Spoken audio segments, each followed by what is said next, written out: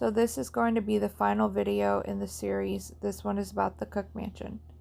It was built in 1899. It's considered the most endangered building in Evansville due to dilapidation. One of the three brothers' houses, which is the 600 block of North Fulton Avenue, one of them was 602, another was 610, and the final one was 620. Henry Cook kept the mistresses in the brothers' home. This was according to Gary, which was the caretaker, and you'll actually see a picture of him later on in the video. He was also the vice president of F.W. Cook Brewing Company, secretary and treasurer of F.W. Cook Investments. At 602 North Fulton Avenue, 1877, by F.W. Cook, the father, president and general manager, F.W. Cook Brewing Company, was torn down in 1984. Located at 620 North Fulton was Charles Cook, president of the Home Realty Company, in 1898. It was torn down in 1998. And at 610 North Fulton Avenue, Henry Cook, which was the son and vice president of F.W. Brewing Company, secretary, treasurer of F.W. Cook Investments Company, built in 1899, now is the only home left standing. Now let's get into some of the ghost stories that happened in this house. Gary, who was the caretaker of the Cook Mansion, actually took a fountain out of the house and into the yard. The spirits were like Gomez and Morticia. They materialized and tormented him, and no one would steal it. He brought it back later on. Gary also told us that his car broke down multiple times, and since he took that fountain, it caused havoc in his life, which he actually was hospitalized for a while, and eventually he moved away. We have no clue where he lives now. I've talked about this in a previous video, but we've done a couple tours at the Cook Mansion, and you'll see later on the photos of that tour.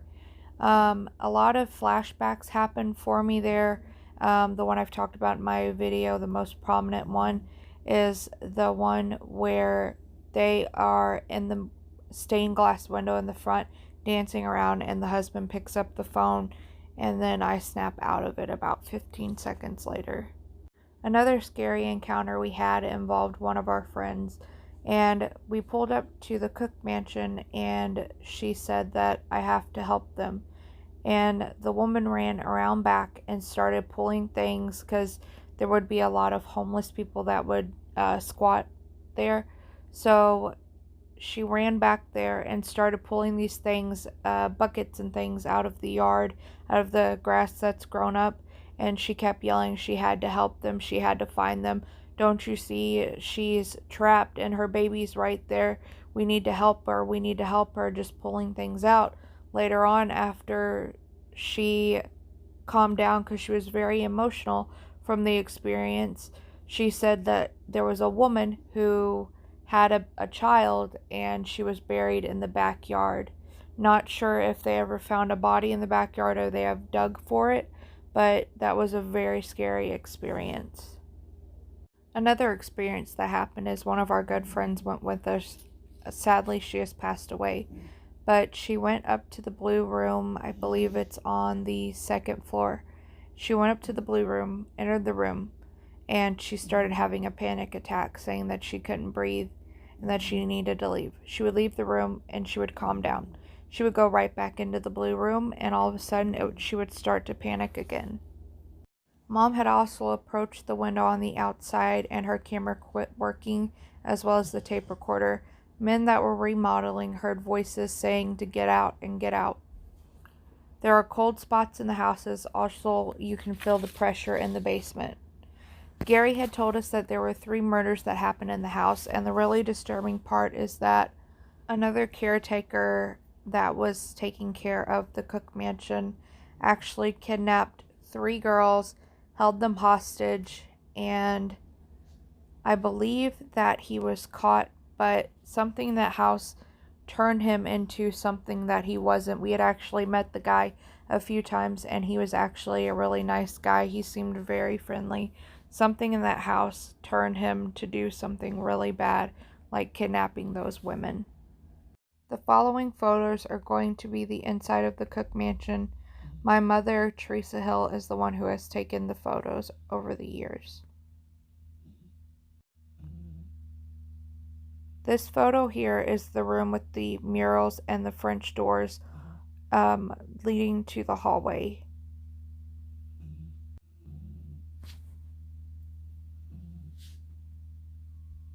This photo is a painting that hangs above the windows.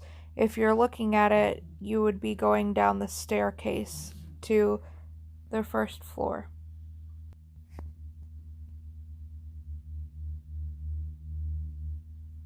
This picture here is of me, and this is one of the doors on the, I believe, right side of the building.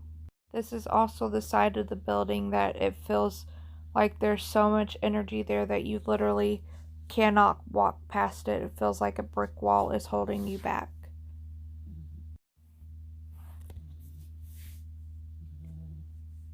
This is a picture of the windows of the same side. You can see where the door is. You can also see all the orbs that are in this photo. Very haunted. We've actually seen things looking out of the window before. In this window, she captured photos of skeleton heads. Anytime that curtain is pulled back, we know that something is there.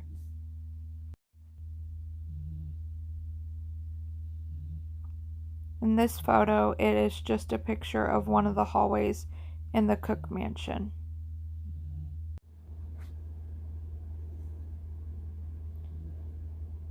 In this photo, it is in the back of the house, and if you look at the third window to the right, you can actually see somebody standing out who we believe is a witch and standing out and staring at you. To the right of her, you can see an orb as well. The pressure that you feel at the back of the house is unreal. It almost feels like something is crushing you.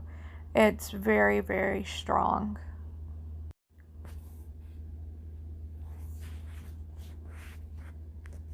Here's a photo of me and Gary. I don't remember what he's talking to me about, but you can see the French doors in the back.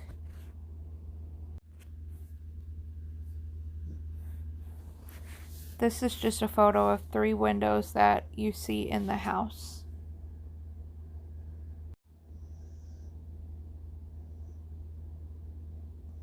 I believe this photo leads to another hallway, and you can see the mural on the right there of, it looks like a tree, but it covers the whole wall. Again, you can see another mural here that covered the whole wall. This is going into another hallway.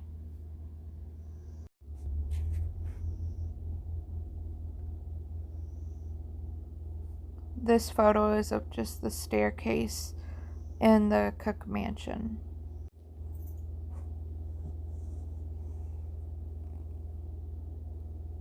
This photo is just the outside of the pillars.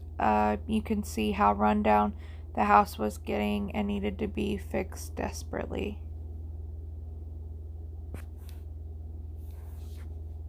This is a photo of the iron hitching post where they tied up the horses out front of the home of the brothers' houses.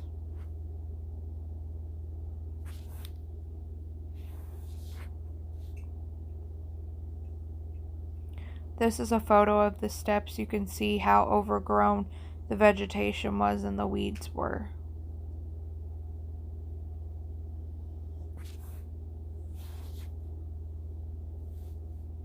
This is a photo of the side. I believe this would be the left side, and this is actually where the squatters would live mostly. This photo is of the left side of the house again. If you're looking at it, it would be to the left side.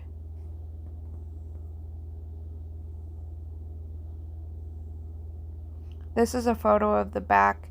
One story I didn't tell you with the back of the house is that there was so much pressure at the back of the house you could actually feel pain and suffering. A theory that we have is that since the mistresses were kept in the brother's home, what if the girl who our friend was trying to dig out of the ground got pregnant by one of the brothers and they found out and could have possibly knocked her out and buried her and her child alive.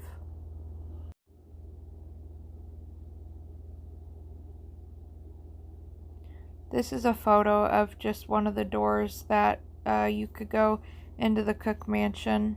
It was padlocked because he had a lot of people squatting inside the home and breaking windows, so he had to end up padlocking the door.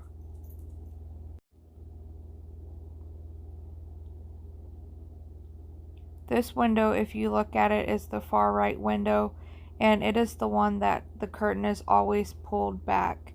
It is the one that constantly you can see a spirit in, and he actually had to take the curtain down because spirits kept pulling it back so much that he could not stand it anymore. One time you would take a picture, the next picture it would be closed.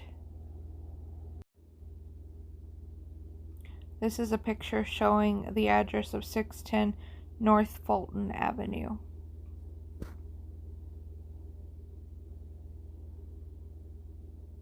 This is a picture of me standing by the iron hitching post that was used for the horses.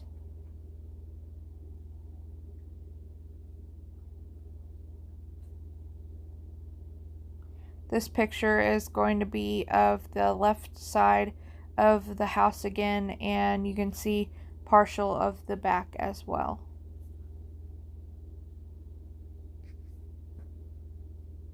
This picture is of the right hand side of the house.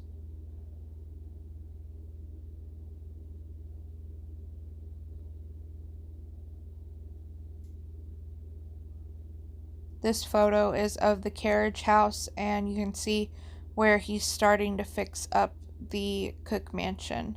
The following photos are going to be of the work that he has actually put into the house. This is one of the staircases. It was pretty run down before he fixed it up.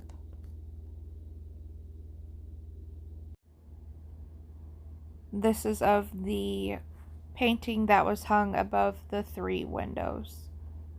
You can see how he's cleaning up the place. This photo is, I want to say, probably his bedroom, since he does live in the Cook mansion, and it looks a lot better than what it did. Somebody had to come in and restore the historic home. This is a picture of, I believe, I want to say it's the basement, and he's laid down hardwood floors.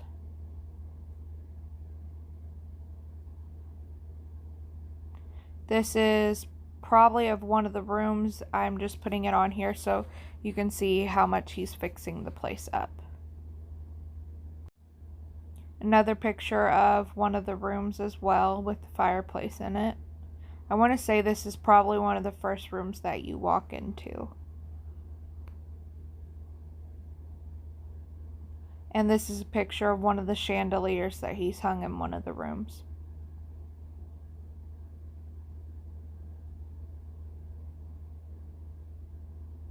And this is a picture of the murals on the wall, the ones that I told you about that you saw in the previous photos.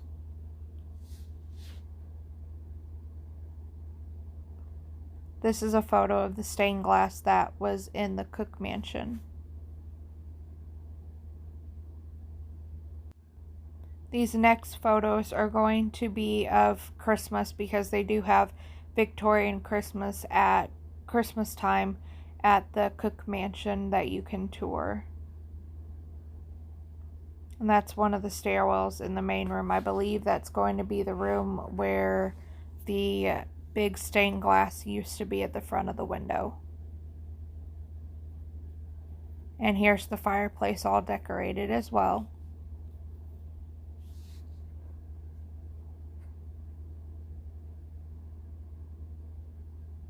And of, I guess, one of the mirrors in the room.